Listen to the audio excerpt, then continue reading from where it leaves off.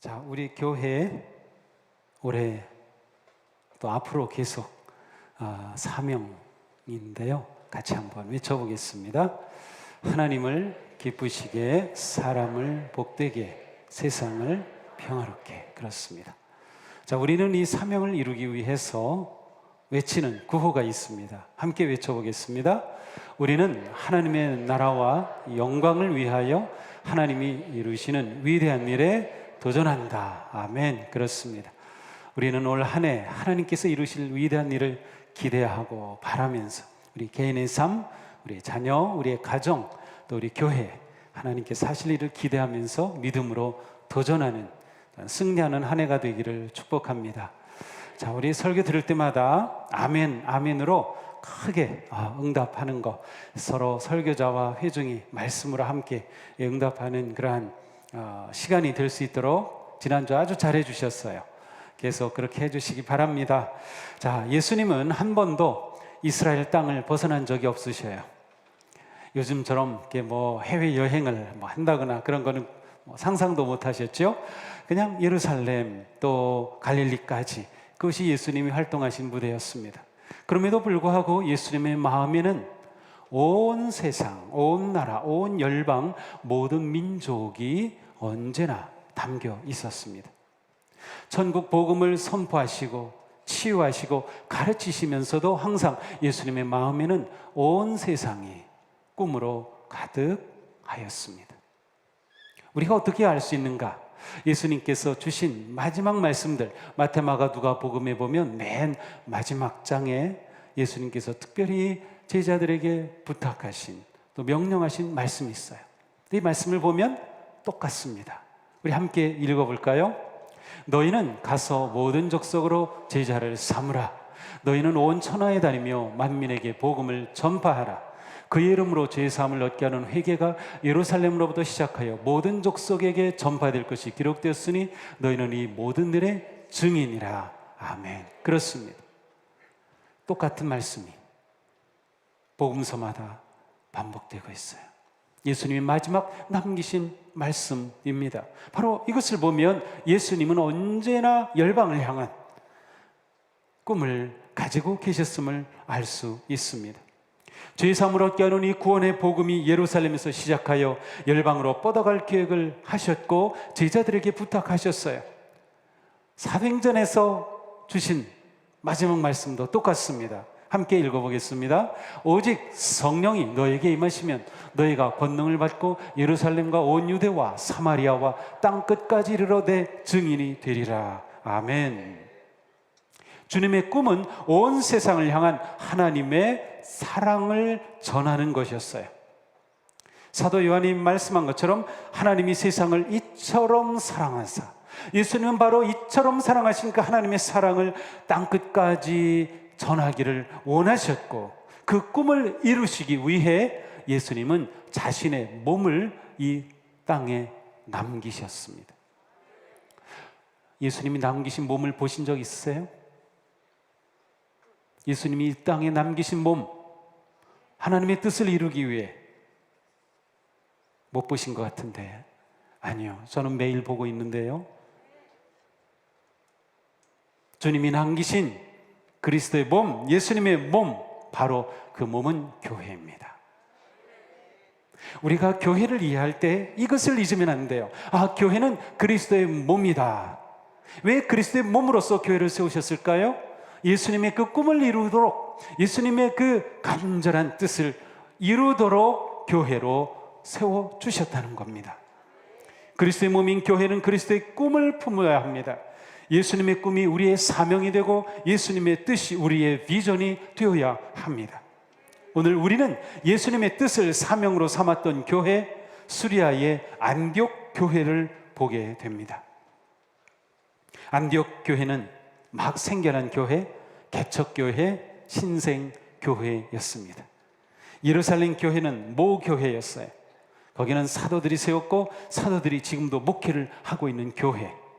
그런데 안디옥 교회는 바로 그 예루살렘 교회가 품었던 그 예수님의 꿈을 이어받은 교회였어요. 그래서 예수님의 꿈을 이루는 교회, 그렇게 하나님을 기쁘시게 하는 교회로 자라났습니다.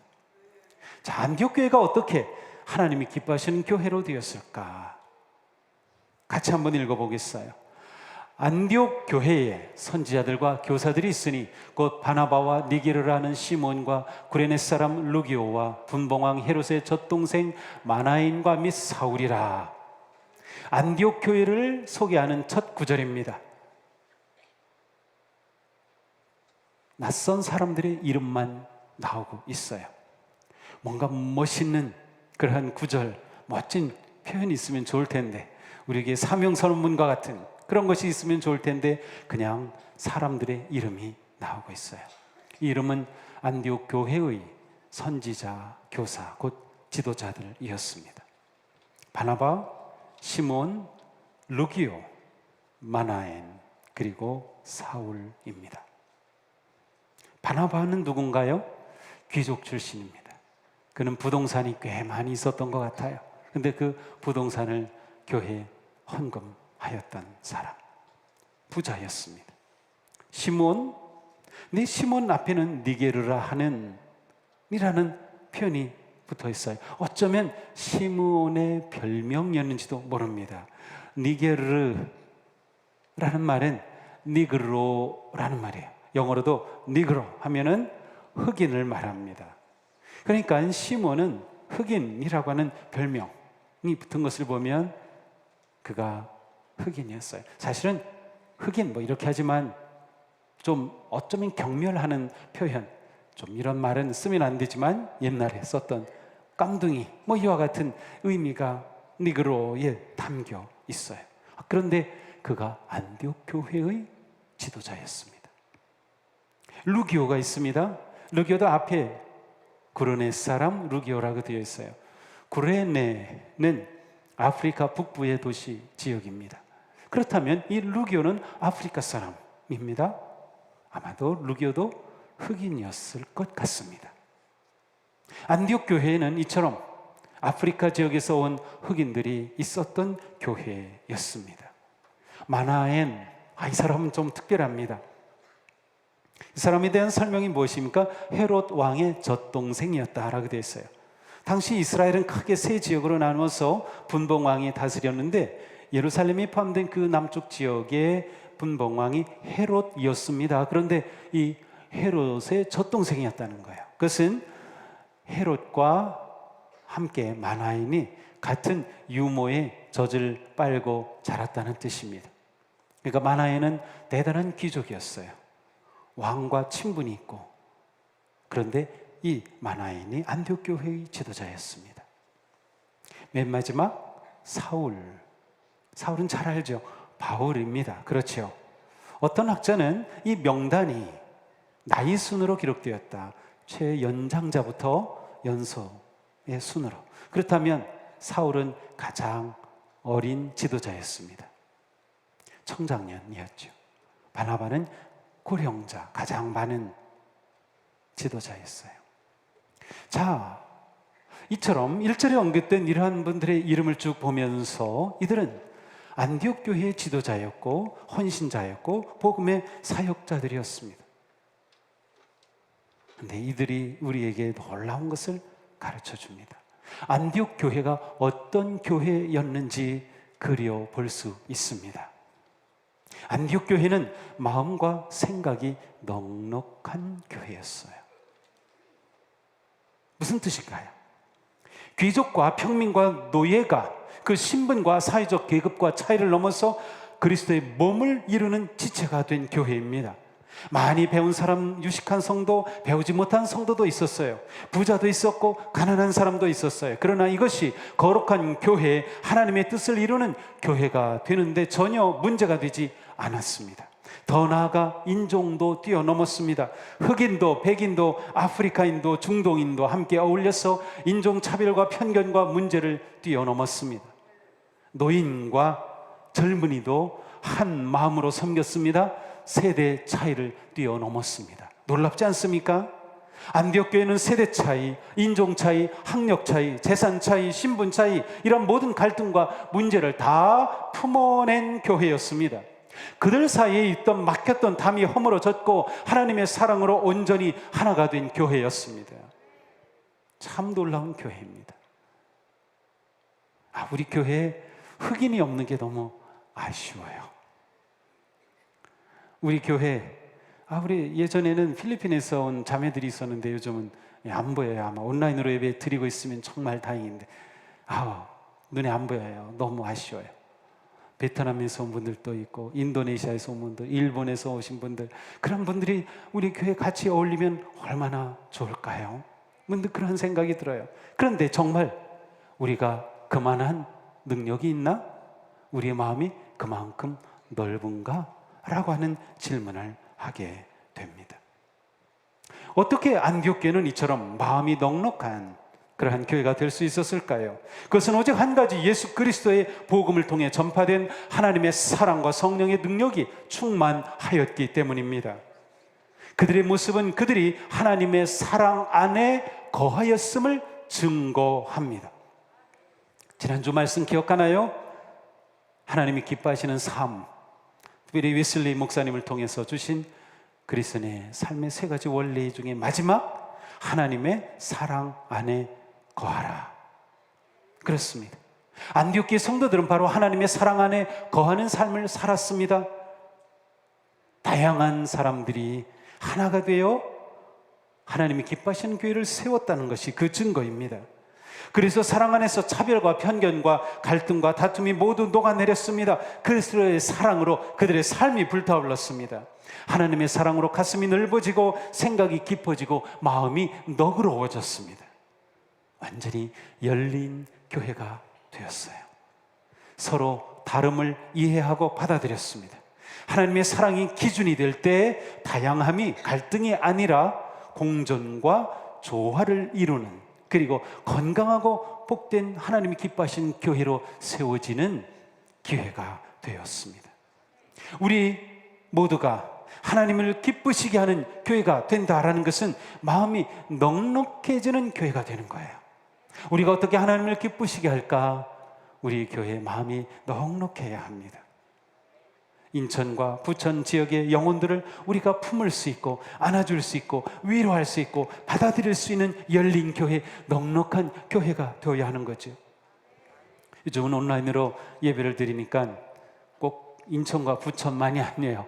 지금 평택에서도 예배 드리시죠? 집사님 반갑습니다. 호주에서도 예배 드리시죠? 집사님 반갑습니다. 미국에서도 예배 드리시죠? 저희 어머님 별세하셔서 장례를 지낸데 전혀 생각지 않은 장로님이 문상으로 오셨어요. 어떻게 오셨느냐고 하니까 우리 교회 예배를 드리는데 설교를 듣다가 목사님이 제가 가정예배하는 얘기를 하면서 어머님 얘기를 잠깐 했는데 그거 들으시고 사모님 돌아가셨구나 하고 오셨다는 겁니다. 그러니까 또 옆에 있던 다른 권사님 또 장로교 다니셔요. 나도 매일 목사님 설교를 듣는데 나도 그랬다고 깜짝 놀랐어요. 우리 예배가 이렇게 여러 지역의 많은 성도들을 섬기고 있구나. 얼마나 놀랐는지 모릅니다. 그러니 우리 교회는 꼭 인천, 부천만이 아니라 이제는 온 열방을 품는 그러한 넉넉한 교회가 되어야 돼요. 넉넉한 교회. 하나님이 보실 때 우리 교회의 마음은 얼마나 넓을까요? 과연 우리 안에는 주님의 사랑이 불타오르고 있습니까? 주님의 사랑이 풍성하게 넘치는 우리 교회가 되기를 축복합니다. 마음이 넉넉하고 열린 교회, 하나님이 기뻐하시는 교회, 누구라도 환영받는 교회, 누구라도 존중받는 교회. 가끔 보시면 우리 교회 처음 오셔가지고 굉장히 쭈뼛쭈뼛하는 분이 계셔요. 그런데 그런 분들 우리가 품고 안아야 돼요. 연로하신 분들, 어르신들은 또 왠지 또 자신감이 없어요. 그래서 나처럼 늙은 사람이, 근데 그렇지 않아요. 어르신도 다 부모님이 다 세상을 떠나시고 나니까 요즘 제 마음에 어르신들이 너무나도 소중하게 느껴져요. 어르신들, 우리 권사님들, 또 원로 장로님들 너무 소중하게 느껴져요. 아마 우리 교회가 더욱 이런 분들을 품는 그런 교회가 되라는 마음을 저에게 주시는 것 같아요. 그렇습니다. 우리 교회는 마음이 넉넉해야 합니다. 누구라도 다 받아줘야 돼요. 그 삶을 존중해 줄 수 있고, 우리 안에서 사랑을 함께 경험할 수 있고 함께 나눌 수 있는 그런 교회가 되는 거죠. 이처럼 다양한 사람들이 모였는데 어떻게 마음이 넓고 열린 교회가 될 수 있었을까요? 그 원동력은 예배였습니다. 함께 읽어보겠습니다. 주를 섬겨 금식할 때에 성령이 이르시되 내가 불러 시키는 일을 위하여 바나바와 사울을 따로 세우라 하시니. 아멘. 자, 여기에 주를 섬겨라는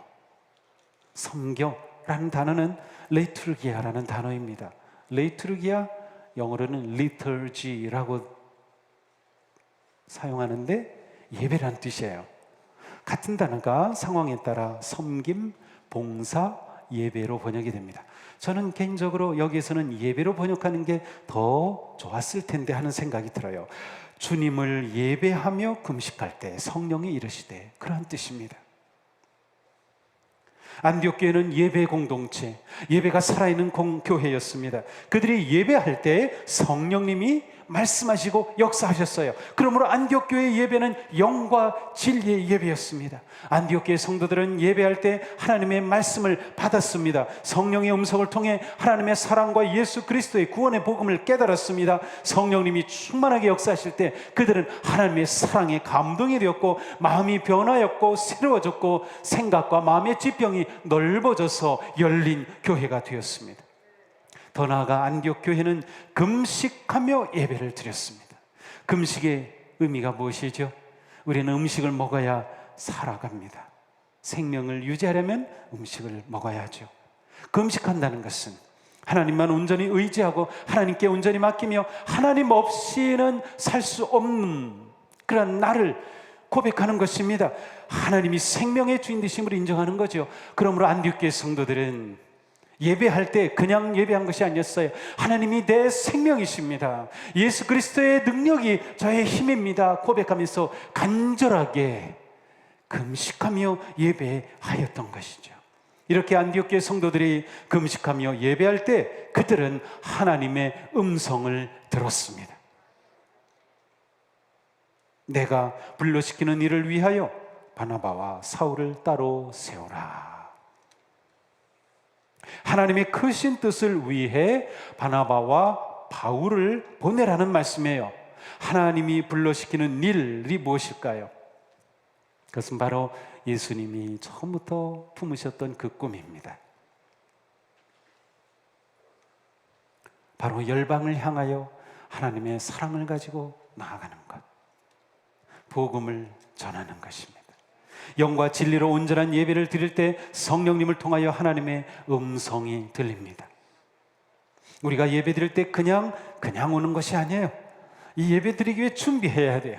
사모해야 돼요. 기도해야 돼요. 간절함이 있어야 돼요. 그때 말씀이 내게 들립니다. 성령님의 음성이 다가옵니다. 하나님의 음성을 듣는 자마다 하나님께서 기뻐하시고 원하시는 뜻을 깨닫게 되죠. 하나님의 뜻은 온 세상을 구원하는 복음을 전하는 것입니다. 이처럼 하나님을 온전히 예배할 때 사명이 보입니다. 하나님의 뜻이 드러납니다. 성령님이 역사하십니다. 예배가 살면 성령님의 음성이 들리고 사명이 살고 꿈이 일고 선교와 전도의 열정이 일어납니다. 하나님을 온전히 예배하는 것이 하나님을 온전히 섬기는 것이에요. 복음을 전하며 선교하는 것이 하나님을 기쁘시게 하는 일입니다. 자, 어떤 교회가 하나님을 기뻐하시는 교회인가? 하나님이 기뻐하시는 교회는 참되게 예배하는 교회입니다. 그러니 우리는 참되게 예배함으로 영과 진리의 예배를 드림으로 하나님을 기쁘시게 하는 교회가 되는 거죠. 우리가 참되게 예배할 때 하나님의 꿈이 비전이 됩니다. 하나님의 계획이 우리의 사명이 됩니다. 하나님의 뜻을 품고 세상을 구원하라는 열망이 타오릅니다. 우리 모두 한 마음이 되어 하나님을 참되게 예배하는 교회가 되도록 힘쓰기를 바랍니다. 성령님이 하시는 말씀에 귀를 기울이기를 바랍니다. 사랑하는 우리 동수교회 성도 여러분, 언제나 하나님의 기름 부으심이 넘치는 예배, 감동과 기쁨이 넘치는 예배가 되기를 축복합니다. 우리의 예배가 온전한 예배, 준비된 예배, 회개의 예배, 순종의 예배, 금식하는 예배, 감사의 예배가 될 때 하나님께서 기뻐하시는 예배, 기뻐하시는 교회가 될 줄로 믿습니다. 이처럼 안디옥 교회는 마음이 너그러운 교회이면서 참되게 예배하는 교회가 되었을 때 하나님께서 그들에게 두신 사명을 붙잡고 목적을 향하여 나아갈 수 있었습니다. 그들은 교회가 나아갈 사명과 방향을 단단히 붙잡았습니다. 그들은 하나님이 주신 사명을 이루기 위해 모든 차이와 다름을 넘어서서 한 마음이 되었어요. 그런데 이게 쉬운 일이 아닙니다. 온 세상에 복음을 전하고 하나님의 사랑을 알리는 사명을 이루기가 쉬운 일이 아닙니다. 왜냐하면 하나님의 꿈을 이루기 위해서는 희생과 헌신이 있어야 하기 때문입니다. 복음을 전하고 복음을 사는 것은 우리의 희생과 헌신이 필요한 일입니다. 하나님이 주신 능력과 은사와 시간과 재능과 재물을 힘써 드리며 주님의 꿈을 이루어가는 것입니다. 안디옥 교회는 교회의 사명을 이루기 위해 엄청난 헌신의 결단을 내렸습니다. 무엇일까요? 성령님이 말씀했죠. 바나바와 사울을 따로 세워라. 이 말은 바나바와 바울을 선교사로 파송하라 라는 말씀이었습니다. 바나바와 바울은 안디옥 교회의 기둥이었습니다. 든든한 두 기둥이었어요. 그런데 하나님께서 그들을 보내라는 것입니다. 요즘처럼 좋은 목사님들이 많은 그런 때가 아닙니다. 제가 선교사로 가면 뭐 걱정이 있겠어요? 좋은 목사님 여러분들이 또 모실 거잖아요. 아무 걱정이 없을 거예요. 그런데 이 안디옥 교회는 아닙니다. 두 분이 떠나면 대체할 지도자가 없습니다. 그런데 안디옥 교회는 어떻게 하였습니까? 이에 금식하며 기도하고 두 사람에게 안수하여 보내니라. 두 지도자들을 기도하고 금식하면서 안수해서 보냈습니다. 안디옥 교회는 하나님의 음성 앞에 아멘으로 순종했습니다. 바나바와 바울도 아멘으로 순종했습니다. 그들은 하나님의 부르심에 기쁨으로 헌신하였습니다. 오늘날 안디옥 교회 역사 속에 없습니다. 사라졌어요. 성지순례 할 때 가장 가슴 아픈 게 그거예요. 멋진 건물이 남아있고 거기에 성화도 아이콘도 있고 모자익도 있고 정말 아름다운 건물은 있는데 어떤 것은 무슬림들이 모스크로 만들고 어떤 것은 그냥 터만 있어요. 가슴이 너무 아프죠. 하지만 동시에 감사하게 돼요. 왜냐? 이날 안디옥 교회에 헌신하고 결단한 그 열매가 바로 우리들이기 때문이에요. 안디옥 교회가 사라진 것일까요? 지금 시리아에 가면 없습니다.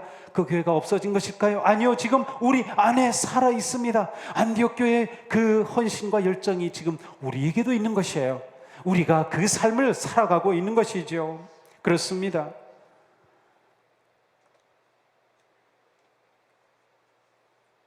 안디옥 교회의 헌신과 결단이 오늘의 우리가 있게 한 놀라운 은혜였습니다. 그렇습니다. 오늘 우리는 하나님을 믿고 예수님을 따르는 행복한 성도가 되었어요. 우리가 어떻게 하나님을 기쁘시게 하는 교회가 됩니까? 하나님이 기뻐하시는 교회는 순종하는 교회입니다. 안디옥 교회가 순종하였듯이 바나바와 바울이 순종하였듯이 순종하는 교회입니다. 안디옥 교회는 감사와 기쁨으로 부르심에 순종하였습니다. 우리는 하나님께서 아들을 아끼지 아니고 이 땅에 보내주신 그 사랑, 그리고 아버지의 뜻에 모든 것을 내려놓고 순종하신 예수님의 그 순종, 십자가를 지기까지 순종하신 그 예수님의 순종으로 구원을 받았다고 하는 것을 진심으로 깨닫고 감사한다면 우리도 하나님의 부르심 앞에 기꺼이 아멘 아멘 하며 순종하며 나아가야 할 것입니다. 사랑하는 성도 여러분, 하나님의 뜻에 순종하는 성도, 하나님의 부르심에 순종하는 교회가 되기를 축복합니다.